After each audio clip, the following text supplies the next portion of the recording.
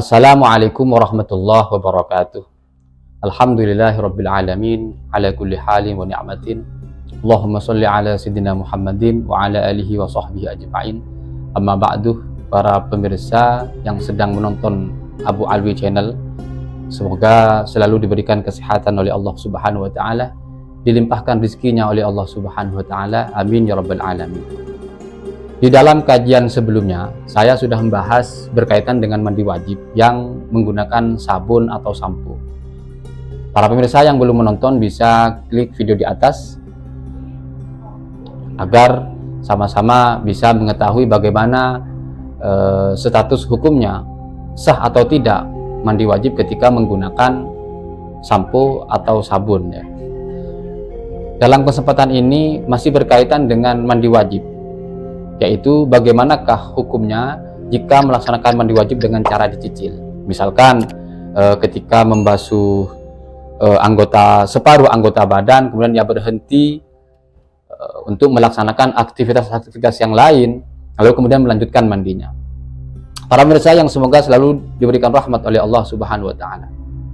Di dalam mandi wajib itu tidak disyaratkan harus terus-menerus atau muwalat. Terus-menerus artinya tidak dijedah dengan pekerjaan yang lain, karena terus-menerus atau muwalat di dalam mandi wajib itu hanya sebatas sunnah, anjuran saja. Artinya dianjurkan, disunahkan ketika kita melaksanakan mandi wajib itu tidak dijedah oleh pekerjaan atau aktivitas yang lain yang dapat menyebabkan bekas basuhan mandinya itu bisa kering.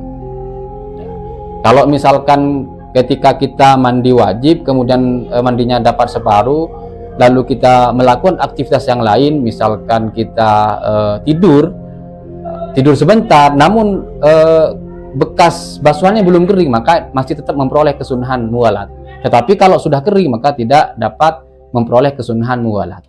Nah, namun di sini para pemirsa, dalam konteks ini karena memang muwalat atau terus-menerus atau berkesinambungan ketika mandi wajib itu hukumnya sunnah, sehingga tidak ada masalah dengan keabsahan mandi itu sendiri. Artinya mandinya itu tetap sah. Saya contohkan lagi, misalkan ketika kita sedang mandi wajib, kemudian ketika dapat separuh kita dipanggil oleh orang tua kita ya, untuk melakukan aktivitas misalkan seperti itu, ya boleh, tidak apa-apa. Atau bahkan kita berhenti untuk tidur misalkan, tidak apa-apa, tidak masalah. Artinya tidak merusak keabsahan mandi itu sendiri. Nah, nanti kalau sudah bangun dari tidurnya atau sudah melakukan aktivitas-aktivitas itu, maka dilanjutkan mandinya. Dan ketika melanjutkan mandi itu tidak perlu dan tidak wajib berniat kembali. Jadi niatnya cukup di awalnya itu saja. Namun tetap saja yang paling utama, yang baik dan memang yang disunahkan ialah ketika kita melaksanakan mandi wajib itu diselesaikan. Tidak dipisah dengan aktivitas-aktivitas yang lain yang tidak berkaitan dengan mandi itu sendiri. Ini sama saja dengan wudhu ya. Di dalam wudhu juga sama, tidak disyaratkan harus terus-menerus atau berkesinambungan. Karena muwalat atau terus-menerus di dalam wudhu atau mandi wajib itu hukumnya sebatas sunnah. Jadi ya hukumnya sama saja. Tetapi para pemirsa, ketika kita melaksanakan mandi wajib belum selesai dengan cara dicicil ya, misalkan kita membasuh separuh badan kemudian kita berhenti.